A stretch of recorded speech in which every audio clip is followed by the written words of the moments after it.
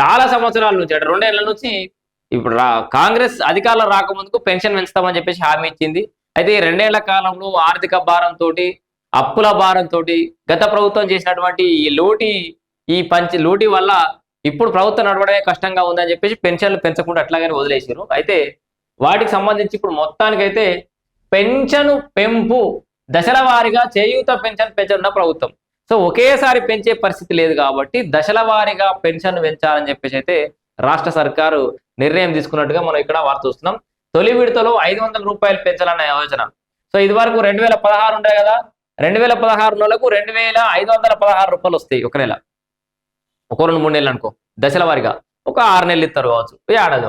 ఆ తర్వాత మళ్ళీ ఒక 500 వేస్తారు. ఇట్లా దశల వారీగా పెన్షన్ పెంచే ఆలోచన చేస్తారు. బడ్జెట్ లో కేటాయింపులు చేసే అవకాశం ఉందట.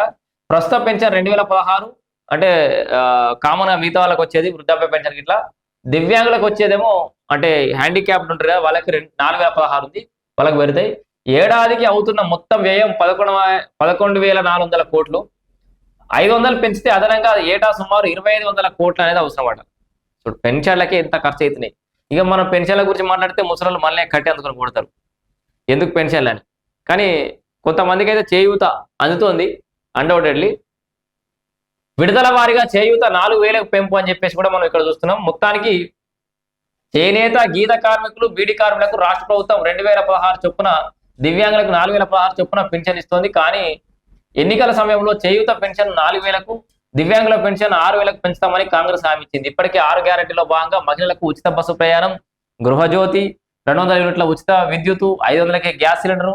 వాస్తవానికి కాంగ్రెస్ సర్కార్ సంక్షేమ పథకాలన్నీ ఇలానే ఉన్నాయి. ఒక రకంగా అనేక సంక్షేమాలను చేస్తుంది కానీ జనాలకి ఈ ప్రతిపక్షాల యొక్క దాని ఏమంటారు వాళ్ళ యొక్క ప్రచారాన్ని ధీటుగా ఎదుర్కోలేకపోతుంది. అక్కడ ఒక విషయంలో మాత్రం వెనకబడ్డది. 42.7 లక్షల మందికి పెన్షన్ ఇస్తున్నారట.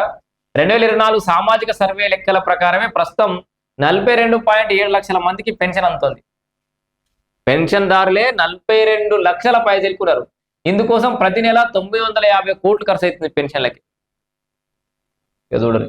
ఈ పెన్షన్ ప్రస్తుతానికి 500 చొప్పున పెంచితే నెలకు సుమారు 210 కోట్లు అదనంగా అవసరం అవుతాయి. ఏడాదికి 2,500 కోట్లకు పైగా భారం ప్రభుత్వంపై పడనుంది. సో దీనిపై తుది నిర్ణయానికి వచ్చాక బడ్జెట్లో కూడా ప్రస్తావించే అవకాశం లేదని తెలుస్తుంది. మొత్తానికైతే పెంచే పెన్షన్లు అయితే మొత్తానికి అందుబాటులోకి రానున్నాయి అతి త్వరలో. అది కూడా దశల వారీగా, ఒకటేసారి పెన్షన్లు పెంచరు, దశల వారీగా అప్పుడు 500 పెంచుకుంటూ పోతారు. ఇక పెన్షన్లతో పాటు ఇంకొక ముచ్చట